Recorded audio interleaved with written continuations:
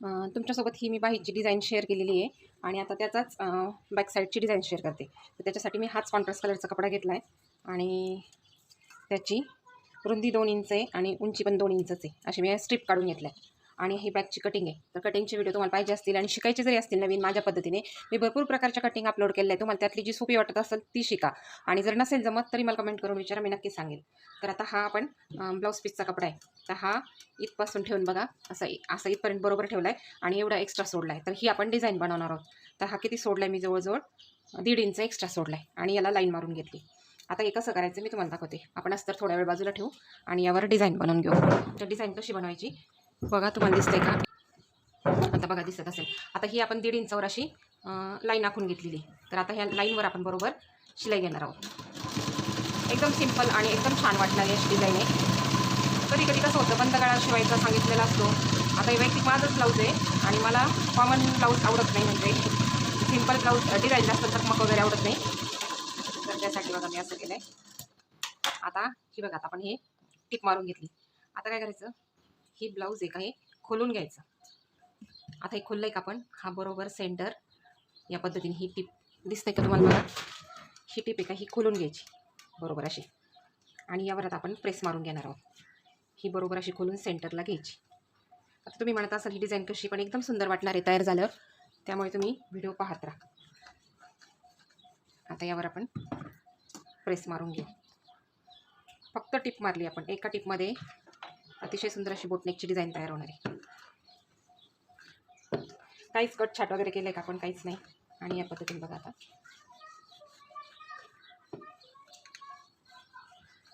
आपण एकदम अशी सुंदर प्रेस मारून घेतली. दिसते तुम्हाला? आपण फक्त टिप मारली आणि टिपला प्रेस मारून घेतली. आता काय करायचं, आपण जे कोणे काढलेले आहेत ह्या कोण्यांना बरोबर असं ठेवायचं असं आणि बरोबर असा फोल्ड मारायचा या पद्धतीने आणि ही पण एकदम अशी प्रेस मारून घ्यायची याला पण. आणि म्हणजे आपण ज्यावेळेस शिलाई करतो त्यावेळेस ते छान आकारात सेट होतात. नाहीतर कसं होतं, ते थोडं फुगल्यासारखं वाटतं किंवा कोणे उचकल्यासारखे वाटतात. तर ते वाटू नये म्हणून या ठिकाणी असं अशी कोणी बनवून घ्यायची. तर मी सगळ्याला प्रेस करून घेते. तर या पद्धतीने बघा आपण पूर्ण प्रेस करून घेतले कोणे. आपला ब्लाऊजचा अस्तरचा कपडा बाजूलाच ठेवायचा आणि आपला गळा कितीचा की सोडणार आहे वरती, हा 1-2 इंचाचा गळा सोडणार आहे. त्या अंदाजे आपण आता काय करू, या ठिकाणी एक मार्किंग करून घेऊ 1.5 इंचाची आणि याच्यानंतर हे इथं सेट करून घेऊ. हा जो कपडा आहे आतमध्ये यामध्ये बसून घ्यायचा आहे आणि बाहेर पण दिसलं पाहिजे आणि जास्त पण नाही दिसलं पाहिजे, एकदम फिनिशिंगमध्ये असं सेटमध्ये बसलं पाहिजे. तर आता बघा आपण असं ठेवून घेऊ. बघा दोन्ही पण सेम आलेत आणि या ठिकाणी आता आपण स्टिच करायचं. या ठिकाणी बघा आता सरळ असं स्टिच करत चालायचं. आता हे जे कोणी आहेत ते आपण ब्लाऊज पीसवरच ठेवून घेऊ, म्हणजे आपल्याला जसे पाहिजे तसे ॲडजस्ट करता येतात.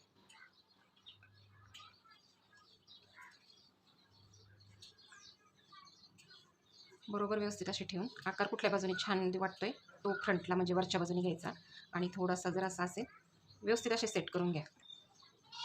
म्हणजे ते आता पाठीचा भाग आहे त्याच्यामुळे ते पाठीमागून दिसणार आहे, त्यामुळे डिझाईन ते आकार एकदम व्यवस्थित असा सेट करून घ्या.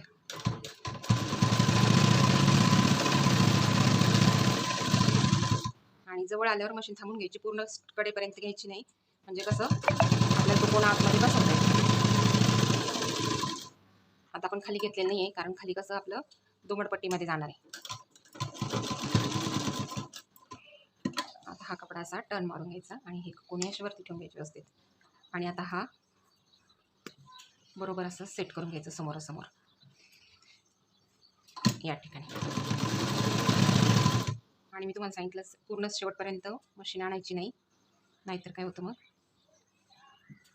आकार व्यवस्थित दिसत नाही. आपण एकदाच पूर्ण लावून पिन लावून करू शकतोय, पण तुम्हाला समजावं आणि एकदम सोप्या पद्धतीने सांगते मी, कारण कसं आहे ते फॅशन डिझायनरच्या वगैरे पद्धतीने आपण जर गेलो तर तुम्हाला किचकट वाटते, मला असं वाटतं. ते थोडासा आकार इकडे तिकडे झाला तर आपल्याकडं सुई जी असेल त्याने बरोबर ते सेट करून घ्या आतमध्ये सरकवून आणि या पद्धतीने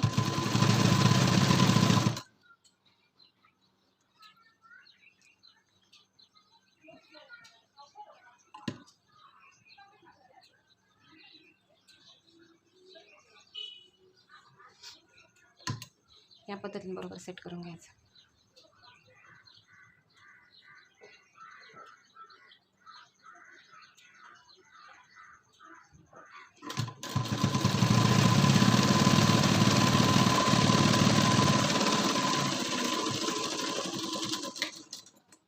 या पद्धतीने बघा आता आपली पाठीची डिझाईन इथपर्यंत तरी तयार झाली.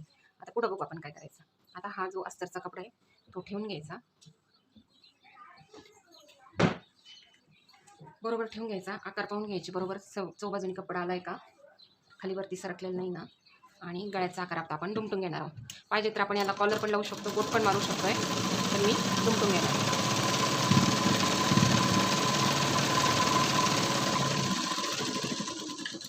या पद्धतीने बघा आपण बंद गळ्याचं ब्लाऊज शिवतोय. फ्रंटला डीप आणि पाठीमागून बंद.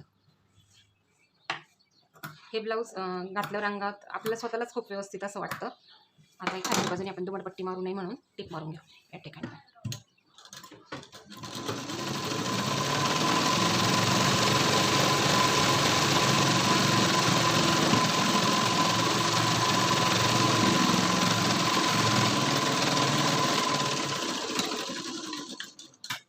आता या ठिकाणी जो एक्स्ट्राचा कपडा असेल थोडा लांबूनच कट करायचा, म्हणजे कसं होतं आपली टीप उचकत वगैरे नाही. आणि या ठिकाणी कट द्यायची.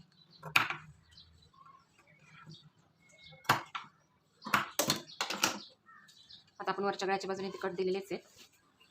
आता या पद्धतीने बघा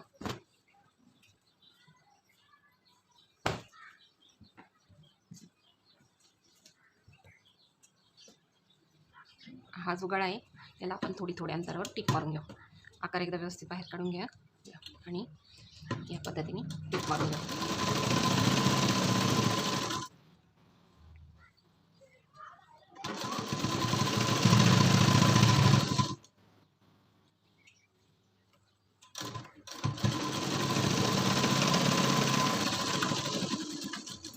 या पद्धतीने बघा इथपर्यंत तयार झाली. आता मी पूर्ण राऊंडनी असं चौकोन टीप मारून घेते.